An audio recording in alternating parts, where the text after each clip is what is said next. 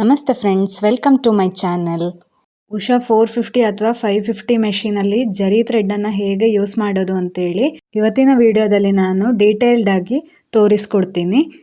ಕೆಲವೊಬ್ರು ಕೇಳ್ತಾ ಇದ್ರು ಜರಿ ಥ್ರೆಡ್ ಯೂಸ್ ಮಾಡೋದ್ರಿಂದ ಮೆಷಿನ್ ಪ್ರಾಬ್ಲಮ್ ಬರುತ್ತಾ ಅಂತೇಳಿ. ಅದನ್ನು ಕೂಡ ಹೇಳ್ತೀನಿ.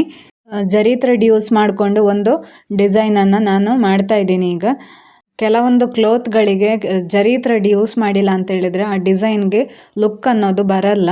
ಬರೀ ಸಿಲ್ಕ್ ಥ್ರೆಡ್ಡಲ್ಲಿ ಮಾಡಿದರೆ ಅದು ಚೆನ್ನಾಗಿ ಕಾಣಿಸಲ್ಲ. ಹಾಗೆಯೇ ಕೆಲವೊಂದು ಜರಿಯ ಕಲರ್ನ ಸಿಲ್ಕ್ ಥ್ರೆಡ್ಗಳು ಕೂಡ ಎಕ್ಸಾಕ್ಟ್ ಆಗಿ ಸಿಗಲ್ಲ. ಆಗ ಎಕ್ಸಾಕ್ಟ್ ಜರಿ ಥ್ರೆಡ್ಡನ್ನೇ ನಾವು ಯೂಸ್ ಮಾಡಬೇಕಾಗತ್ತೆ.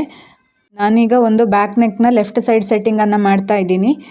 ಟ್ರಯಲ್ ಸ್ಟಿಚ್ಚನ್ನು ನೋಡ್ತಾ ಇದ್ದೀನಿ. ಇವಾಗ ಮಾರ್ಕಿಂದ ಸುಮಾರು ದೂರ ಹೋಗ್ತಾ ಇದೆ.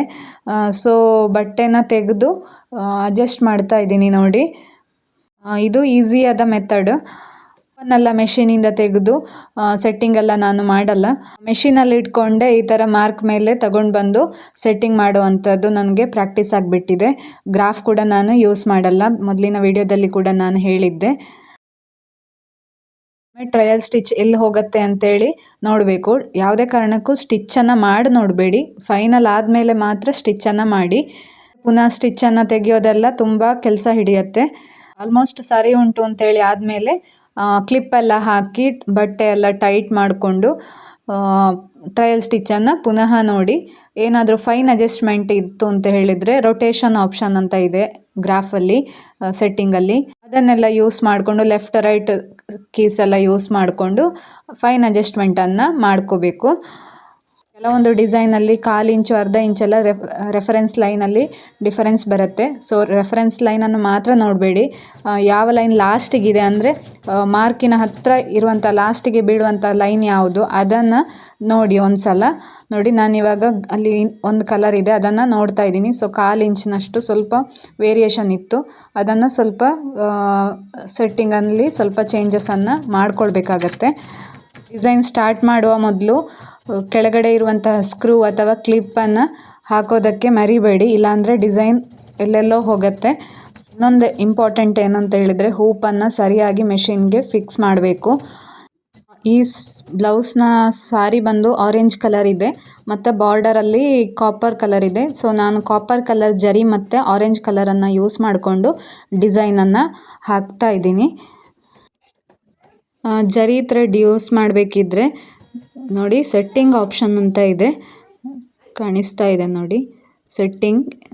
ಅದರಲ್ಲಿ ಫಸ್ಟ್ ಆಪ್ಷನಲ್ಲಿ ಮೇಲೆ ವಿಡಿಯೋದಲ್ಲಿ ಕವರ್ ಆಗಿಲ್ಲ, ಅಲ್ಲಿ ಆಟೋ ಟೆನ್ಷನ್ ಅಂತ ಬರುತ್ತೆ. ಅಲ್ಲಿ ಆಟೋ ಟೆನ್ಷನ್ +1ಗೆ ಇಟ್ಕೊಳ್ಬೇಕು. ಆಮೇಲೆ ಇಲ್ಲಿ ಟ್ರಯಾಂಗಲ್ ಅಂತ ಸಿಂಬಲ್ ಇದೆ ಅಲ್ಲ, ಅದರಲ್ಲಿ ಅಡ್ಜಸ್ಟ್ ಅಂತ ಬರುತ್ತೆ. ಅಲ್ಲಿ 1.6 ನಾನು ಇಟ್ಕೊಳ್ತೀನಿ. ನೀವು ಬೇಕಿದ್ರೆ ನಿಮ್ಮ ಮೆಷಿನಲ್ಲಿ ಯಾವ ಥರ ಸ್ಟಿಚ್ ಬೀಳುತ್ತೆ ಅದನ್ನು ಅಡ್ಜಸ್ಟ್ ಮಾಡಿಕೊಂಡು 1.4 1.2 ಆ ಥರ ನೋಡಿಕೊಂಡು ಸ್ಟಿಚಸನ್ನು ನೋಡಿಕೊಂಡು. ಇದು ಜರಿ ಥ್ರೆಡ್ ನಾನು ಯೂಸ್ ಮಾಡ್ತಾ ಇರುವಂಥದ್ದು ಕಿರಣ್ ಜರಿ ಅಂತೇಳಿ. ಈ ಜರಿ ಉಷಾ ಮೆಷಿನ್ಗೆ ಸೂಟೇಬಲ್ ಆಗುತ್ತೆ. ಕಟ್ಟೋದಕ್ಕೆ ಸಣ್ಣ ರೀಲಲ್ಲೆಲ್ಲ ಬರುತ್ತೆ, ಅದೆಲ್ಲ ಯೂಸ್ ಮಾಡೋದಕ್ಕೆ ಬರೋದಿಲ್ಲ, ಕಟ್ಟಾಗೋಗುತ್ತೆ. ಇದು ಕಿರಣ್ ಜರಿ ಬೆಸ್ಟ್ ಇದೆ ಈ ಮೆಷಿನ್ಗೆ. ಇದನ್ನು ಯೂಸ್ ಮಾಡಿದ್ರೆ ಕಟ್ಟಾಗಲ್ಲ. ಹಾಗೆ ಜರಿ ಥ್ರೆಡ್ ದೊಡ್ಡ ರೀಲಲ್ಲಿ ಬರೋದ್ರಿಂದ ಇದನ್ನು ಗ್ರೌಂಡಲ್ಲಿ ಇಡಬೇಕು, ಕೆಳಗಡೆ ಇಡಬೇಕು. ಥ್ರೆಡ್ ಹಾಕಲಿಕ್ಕೆ ಕೊಟ್ಟಿರುವಂತಹ ಸ್ಪೂಲಲ್ಲಿ ಇಟ್ಟರೆ ಅದು ಕಟ್ಟಾಗೋಗ್ಬಿಡತ್ತೆ. ಅದಕ್ಕೋಸ್ಕರ ನಾನು ಒಂದು ಸಣ್ಣ ಸೆಟ್ಟಿಂಗನ್ನು ಮಾಡಿದ್ದೀನಿ. ಈ ಥರ ಒಂದು ರೀಲನ್ನು ಪೇಸ್ಟ್ ಅದರ ಥ್ರೂ ದಾರವನ್ನು ತಗೊಂಡು ಬಂದು ಮೆಷಿನ್ಗೆ ಅಂದರೆ ನೀಡಲ್ಗೆ ಕೊಡಬೇಕು. ಈ ಟ್ರಿಕ್ಕನ್ನು ಯೂಸ್ ಮಾಡಿ ನೋಡಿ, ಥ್ರೆಡ್ ಕಟ್ಟಾಗಲ್ಲ. ಹಾಗೆ ಬಾಬಿನ್ಗೆ ಯಾವ ಕಲರ್ ಹಾಕಬೇಕು ಅಂತ ಹೇಳಿದ್ರೆ ಜರಿ ಥ್ರೆಡ್ ಯಾವ ಕಲರ್ ಇದೆ ಅದೇ ಕಲರ್ನ ಸಿಲ್ಕ್ ಥ್ರೆಡ್ಡನ್ನು ಬಾಬಿನ್ಗೆ ವೈಂಡ್ ಮಾಡಿ ಹಾಕ್ಕೋಬೇಕು. ಸೇಮ್ ಜರಿ ಥ್ರೆಡ್ಡನ್ನೇ ಬಾಬಿನ್ ರೀಲ್ಗೆ ವೈಂಡ್ ಮಾಡಬೇಡಿ. ಸೇಮ್ ಕಲರ್ನ ಸಿಲ್ಕ್ ಥ್ರೆಡ್ ಹಾಕೋದ್ರಿಂದ ಚೆನ್ನಾಗಿ ಬರುತ್ತೆ. ಹಾಗೆ ಮ್ಯಾನ್ಯಲ್ ಟೆನ್ಷನ್ ಅಡ್ಜಸ್ಟ್ಮೆಂಟಲ್ಲಿ 1.6 ಇಟ್ಟಿರೋದ್ರಿಂದ ಕೆಳಗಡೆಯ ಥ್ರೆಡ್ ಅಷ್ಟಾಗಿ ಕಾಣಿಸಲ್ಲ, ಬಟ್ ನೋಡ್ತಾ ಇರಬೇಕು. ಅಥವಾ ಡಿಸೈನ್ ಮಾಡೋದಕ್ಕೆ ಯಾವ ಕಲರ್ನ ಸಿಲ್ಕ್ ಥ್ರೆಡ್ ಯೂಸ್ ಮಾಡ್ತೀರಾ ಮೇಲ್ಗಡೆಯಿಂದ ಅದೇ ಕಲರ್ನ ಸಿಲ್ಕ್ ಥ್ರೆಡನ್ನು ಬಾಬಿನ್ ರೀಲ್ಗೆ ವೈಂಡ್ ಮಾಡಿದರೆ ಫಿನಿಶಿಂಗ್ ಅನ್ನೋವಂಥದ್ದು ಚೆನ್ನಾಗಿ ಬರುತ್ತೆ. ನಾನೀಗ ಡಿಸೈನನ್ನು ಹಾಕ್ತಾ ಇದ್ದೀನಿ ಜರಿ ಥ್ರೆಡ್ಡಲ್ಲಿ. ಆಲ್ರೆಡಿ 600 ಸ್ಪೀಡ್ ಇತ್ತು, ಅದನ್ನು ಸ್ವಲ್ಪ ಕಡಿಮೆ ಮಾಡ್ಕೊಳ್ತೀನಿ. ಒಂದು 500 ಸ್ಪೀಡಲ್ಲಿ ಇಟ್ಕೊಂಡ್ರೆ ಸಾಕು. 600 ಸ್ಪೀಡಲ್ಲಿ ಕೂಡ ನಡೆಯುತ್ತೆ, ಆದರೆ ಕೆಲವೊಂದು ಡಿಸೈನಲ್ಲಿ ಥ್ರೆಡ್ ಬ್ರೇಕೇಜ್ ಆಗುತ್ತೆ, ಹಾಗಾಗಿ 500ಅಲ್ಲಿ ಇಟ್ಕೊಂಡು ನೋಡಿ.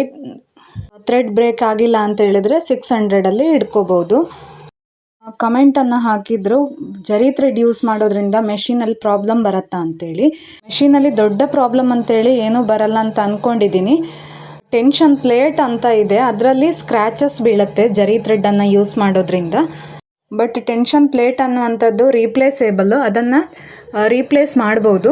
ಮತ್ತು ಅದರ ಪ್ರೈಸ್ ಕೂಡ ಹಾಗೆ ಅಫೋರ್ಡೆಬಲ್ ಇರುತ್ತೆ. ನನ್ನ ಮೆಷಿನಲ್ಲಿ ಕೂಡ ಹಾಗೆ ಸುಮಾರಷ್ಟು ಡಿಸೈನ್ಗಳಿಗೆ ಜರಿ ಥ್ರೆಡನ್ನು ಯೂಸ್ ಮಾಡಿದ್ದೀನಿ. ತುಂಬ ರನ್ ಆಗಿದೆ ಜರಿ ಥ್ರೆಡ್ಡಲ್ಲಿ. ಜರಿ ಥ್ರೆಡ್ಡಲ್ಲಿ ಫಿನಿಶ್ ಆಗಿದೆ ಡಿಸೈನು, ತೋರಿಸ್ತೀನಿ ಝೂಮ್ ಮಾಡಿ. ಈಗ ನಾನು ಸಿಲ್ಕ್ ಥ್ರೆಡನ್ನು ಹಾಕ್ಕೊಂಡು ಡಿಸೈನ್ ಮಾಡ್ತಾ ಇದ್ದೀನಿ. ಈ ಥ್ರೆಡ್ಡಲ್ಲಿ ಟೆನ್ಷನನ್ನು ಆಟೋ +1ಗೆ ಇಟ್ಟಿದ್ವಿ, ಅದನ್ನು ಆಟೋ +3ಗೆ ನಾನು ಇಟ್ಕೊಂಡಿದ್ದೀನಿ. ನೋಡಿ ಫಿನಿಶಿಂಗನ್ನು ಕಾಣ್ಬೋದು ಯಾವ ಥರ ಬಂದಿದೆ ಅಂಥೇಳಿ. ಚೆನ್ನಾಗಿ ಬಂದಿದೆ. ಇವತ್ತಿನ ಇನ್ಫಾರ್ಮೇಷನ್ ಯೂಸ್ಫುಲ್ ಆಗಿದ್ದರೆ ಲೈಕ್ ಮಾಡಿ, ಶೇರ್ ಮಾಡಿ, ಮತ್ತು ಏನಾದರೂ ಡೌಟ್ಸ್ ಇದ್ದರೆ ಕಮೆಂಟ್ ಮಾಡಿ. ಹಾಗೆ ನನ್ನ ಚಾನೆಲನ್ನು ಸಬ್ಸ್ಕ್ರೈಬ್ ಮಾಡಿ, ಬೆಲ್ಲೈಕನನ್ನು ಕೂಡ ಪ್ರೆಸ್ ಮಾಡಿ. ಇಂದಿನ ವಿಡಿಯೋದಲ್ಲಿ ಲೆಫ್ಟ್ ಮತ್ತು ರೈಟ್ ಸೈಡನ್ನು ಜಾಯಿಂಟ್ ಮಾಡೋದು ಹೇಗೆ ಬ್ಯಾಕ್ ನೆಕ್ಕಲ್ಲಿ ಅಂತ ತೋರಿಸ್ಕೊಡ್ತೀನಿ. ವಿಡಿಯೋ ನೋಡಿದ್ದಕ್ಕಾಗಿ ಥ್ಯಾಂಕ್ ಯು.